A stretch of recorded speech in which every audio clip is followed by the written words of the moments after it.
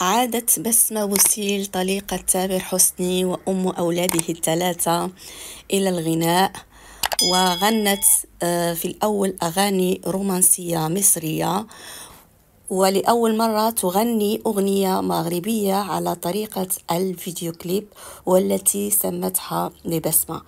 تغني في الأغنية لبلدها المغرب، والأغنية طبعا باللهجة المغربية، وسمتها لبسمة.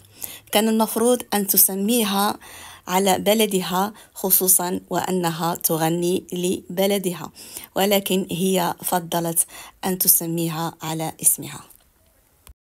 الكثير لم تعجبه الأغنية وانتقدوها كثيرا، لكن في الحقيقة أن هذا النوع من الأغاني نوع جديد، وبسمة تريد التطور ومواكبة العصر. أما بالنسبة لي فإن بسمة تحاول أن تقلد سميرة سعيد في هذه الأغنية والأغنية التي من قبلها، وهي جراج عمومي.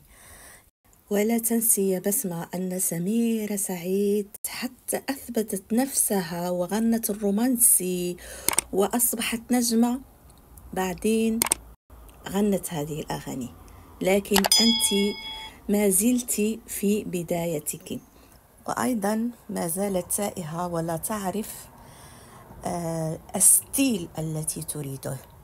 بسمة ما زالت تائهة. أوكي، في البداية غنت أغنية كانت لتامر حسني، وتامر هو من ساندها، ولكن مؤخرا هي التي تساند نفسها بنفسها وتقرر أغاني التي ستغنيها. الأغنية في الحقيقة جديدة على سمعنا وعلى مجتمعنا وعلى بسمة كذلك، لأن تعودنا عليها في الأغاني الرومانسية، وكذلك في ستار أكاديمي غنت أغاني رومانسية، وكان عندها حتى مشكل مع حركة في المسرح، لم تكن تقدر أن تتحرك وتغني على المسرح، وهذه جرأة من بسمة. في الأول لما سمعت هذه الأغنية حقيقة لم تعجبني، في الحقيقة لم تعجبني. أول مرة سمعتها قلت ما هذا، لماذا بسمة اختارت هذا النوع من الغناء؟ لكن لما أعدتها وأعدتها في الحقيقة عجبتني، وحركات بسمة أيضا يعني عجبوني. شيء جديد صراحة، شيء جديد، لكن الأغنية لم تنجح لحد الآن. يعني لم تصل إلى 200,000 مشاهد، رغم أنها على ما أظن طرحتها منذ تقريبا أسبوع، لا أعرف بالضبط، لكن 4-5 أيام يعني طرحت هذه الأغنية. وأقول لبسمة أخيرا أن الأغاني التي تناسب صوتها، وأتمنى أن تشاهد هذا الفيديو وتسمع نصيحتي إليها، هي مثلا أغاني إليسا، أغاني شيرين، أغاني جنات، يعني أغاني اللبنانية. يعني في ستار أكاديمي غنت أغاني لبنانية عجبتنا كثيرا، ليس في ستار أكاديمي فقط، حتى الأغنية التي غنتها لهبة طواجي يعني كان صوتها رائعا رائعا رائعا.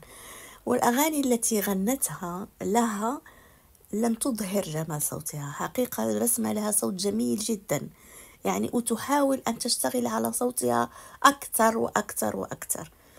هذه نصيحتي من الأول. لما عادت بسمة للغناء أقول لها لازم تشتغل على صوتها كثيرا، لأنها صوتها بالفعل حقيقي جميل جدا، ولأنها يعني فترة طويلة لم تغني. يجب تدريب الصوت، يعني يجب. شفنا في ستار أكاديمي كيف أنها لما كانت وديعة برعد يدرب صوتها كيف أصبح صوتها. غنت أغنية صعبة جدا جدا، ومن أحسن ما غنت بسمة هي أغنية للطفل والطفولة لكارول سماحة، والكل قالوا أنها تفوقت على صاحبة الأغنية. يعني وموسيقى الرحباني تليق لها. لاحظت أن موسيقى الرحباني على ما أظن هذه الأغنية للطفل والطفولة وأغنية هبة طواجي هما لأسامة الرحباني. أتمنى أن تتعامل مع أسامة الرحباني، سيبرز صوتها أكثر.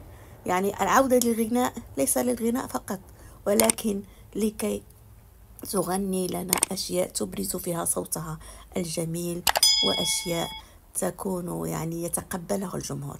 أوكي، الأغنية لم تنجح الآن، ممكن مع الوقت تنجح، لا نعرف. ولكن بسمة يجب أن تعيد حساباتها في اختيار الأغاني، في الكلمات والملحنين. وهنا سأترككم أحبائي، وأتمنى أن يكون الفيديو قد أعجبكم، ولا تنسوا لايك واشتراك وتعليق وتفعيل الجرس ليصلكم كل ما هو جديد. ومع السلامة وشكرا لكم.